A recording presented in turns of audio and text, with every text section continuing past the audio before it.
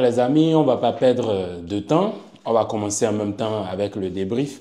Alors, deuxième défaite du Barça en Liga contre la Real Sociedad.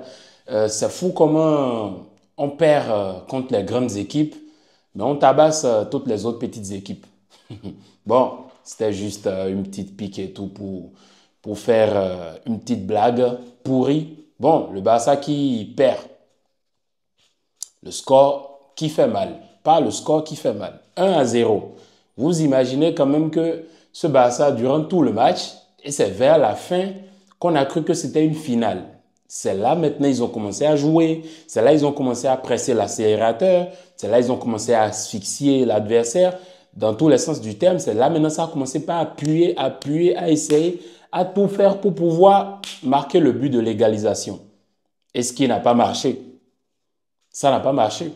Bon, au moins, ce genre de match, ce genre de défaite servent à te ramener un peu sur terre. Vous voyez, parce que on était sur un nuage, on tabassait tout le monde, on gagnait tout le monde. Du coup, il y a cette sorte de confiance-là parce que c'est fou. Il y a l'illusion qui est revenue et tu étais même pressé à chaque fois de voir le Barça jouer. Tu étais pressé à chaque fois que le week-end arrive pour voir ton équipe jouer. Ouais, c'est bien, mais là, il y a cette défaite-là qui vient un peu calmer les ardeurs. Et il y a beaucoup de choses à dire sur ce match. D'abord, je voudrais commencer par féliciter la Real Sociedad qui fait franchement un super match. Un super match. Un match de bonhomme, un match de bandit, un match de cassos, de tout ce que vous voulez, en bande organisée.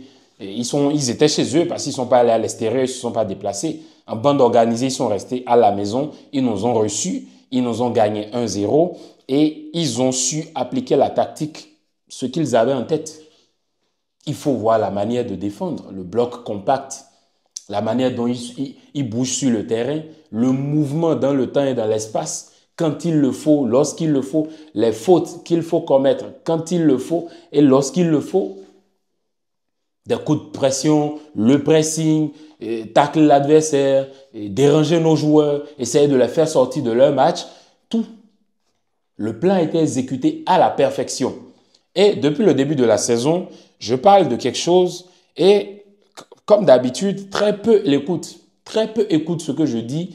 Et parfois, il n'y a qu'à voir même dans les commentaires. Parfois, quand je viens, je fais une vidéo, je parle d'autre chose et je suis en train d'exprimer un autre sentiment. Il y a des gens qui viennent me tailler dans les commentaires comme quoi, non, tu es en train de parler de si, tout ce que tu dis, c'est de la merde, parce que si, parce que ça, parce que ça. Depuis le début de la saison, je suis en train de vous dire que le côté de Koundé est un point faible. Vous me prenez point fou. Ou bien il y en a même qui ne m'écoutent même pas. Je suis très sûr qu'il y en a qui ne m'écoutent pas. Surtout les Barcelonais, ils ne m'écoutent pas. Certes, Koundé devant, caviarman, impeccable, meilleur latéral, solide, défensivement, offensivement, tout ce que vous voulez. Mais ce truc-là de monter à chaque fois, parce qu'il ne faut pas oublier qu'aujourd'hui, Lamine, il est resté au repos. Il n'a même pas été sélectionné, il n'a pas été convoqué. Il est resté au repos. Mais ce match, même si Lamine n'est pas là, tu peux proposer quelque chose et quand même lutter pour gagner ce match. Et de l'autre côté, tu as Fermin qui fait franchement un match timide jusqu'à la fin et pour pallier plutôt au manque que Fermin a créé dans cette équipe. Après, vous avez vu les changements, Gavi qui est rentré, et De Jong aussi qui fait pas un grand match. De Jong qui fait pas un grand match. C'est à cause de l'action où il y a un petit choc.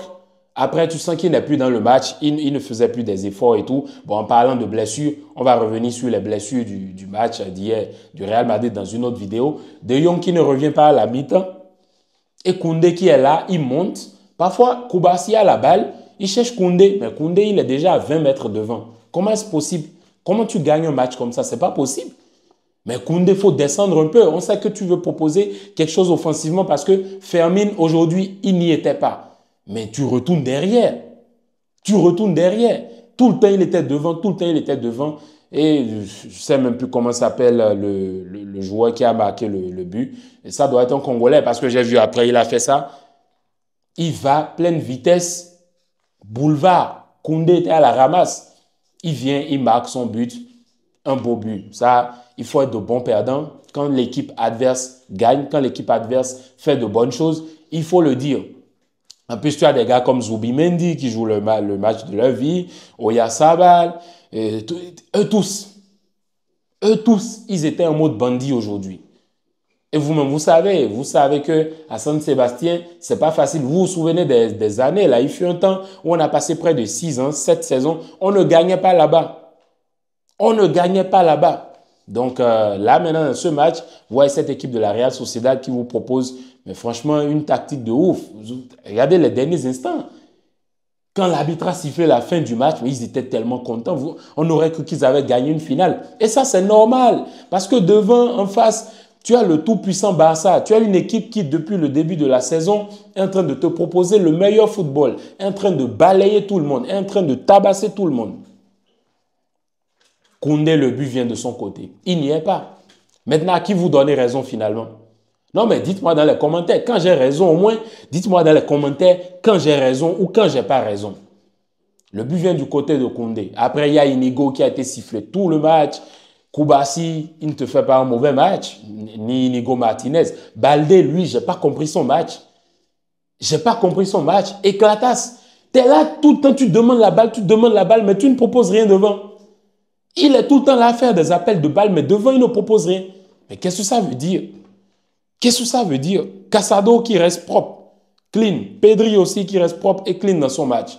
De Jong qui n'y était pas. Il sort à la mi-temps. Olmo qui rentre. Olmo aussi, la même chose. Des passes ratées. Il passe, un joueur intercepte. Passe, un joueur intercepte. Mais regarde le jeu. La ligne, elle est bloquée. Il n'y a pas d'espace. Il n'y a pas d'espace. Olmo, il n'y a pas d'espace. Allez voir le nombre de passes ratées d'Olmo en une mi-temps. Mais c'est incroyable. C'est du jamais vu dans l'histoire. Autant de passes ratées, mais ce n'est pas possible. Olmo, il m'a déçu, mais il m'a déçu, certes. Il est rentré, il voulait apporter quelque chose, mais trop de passes ratées, ce n'est pas possible. Tu ne peux pas jouer comme ça. Tu ne peux pas jouer comme ça. Après, tu as Ansu qui rentre aussi, des changements un peu, pour moi, hein, des changements un peu désespérés. Devant Lewandowski, à part son but qui est refusé, Lewandowski, c'est fini, perdu. Même dos au jeu, il n'y arrivait pas. Mais c'est incroyable. J'ai suivi un match où, à un moment donné, c'était la nuit. La première mi-temps, certes, c'était un bon match. C'était un bon match dans l'ensemble. C'était un bon match. Le Barça aussi a pressé à un moment donné. Mais ils n'ont pas su s'en sortir. Ils n'ont pas su trouver les solutions devant. Et c'est ça qui cause le résultat qu'on a vu là.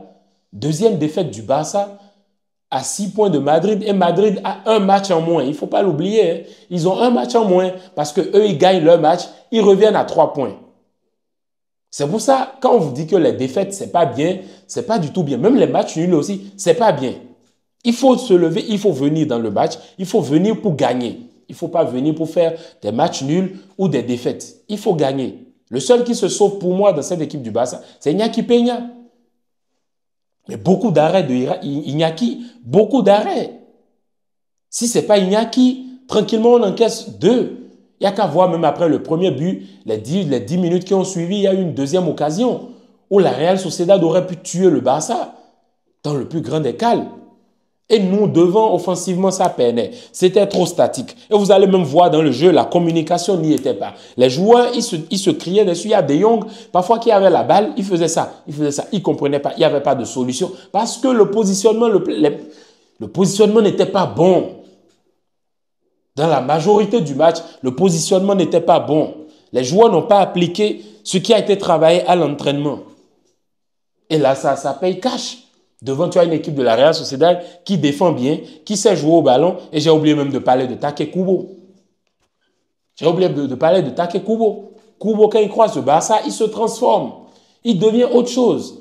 Un match masterclass. Pour moi, l'homme du match, masterclass. Mais quel match de Take Kubo?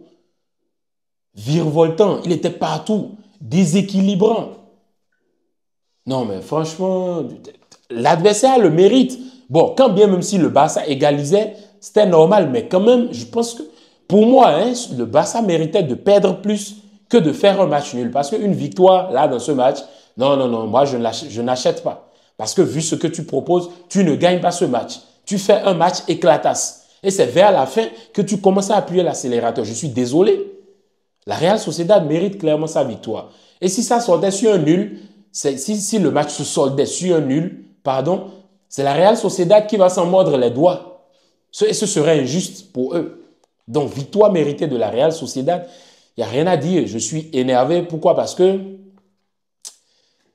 tu aurais pu gagner, maintenir les 6 points, hypothétiquement, et être tranquille. Mais là, maintenant, tu perds le match. Donc, ça veut dire que tu vas à la trêve avec une défaite. Et ça, c'est pas du tout bien. C'est pas du tout bien. Donc, c'était tout, les gars. N'oubliez pas de me dire dans les commentaires ce que vous avez pensé de ce match, vos tops, vos flops, comme d'habitude. Surtout, n'oubliez pas de liker, de commenter, de partager dans tous vos groupes WhatsApp, Facebook, peu importe. Et surtout, n'oubliez pas de vous abonner. Bon, le Barça éclatasse. Est-ce que cela voudra dire que la semaine aussi sera éclatasse? Bref, on verra bien. Allez, bien de choses à vous et peace.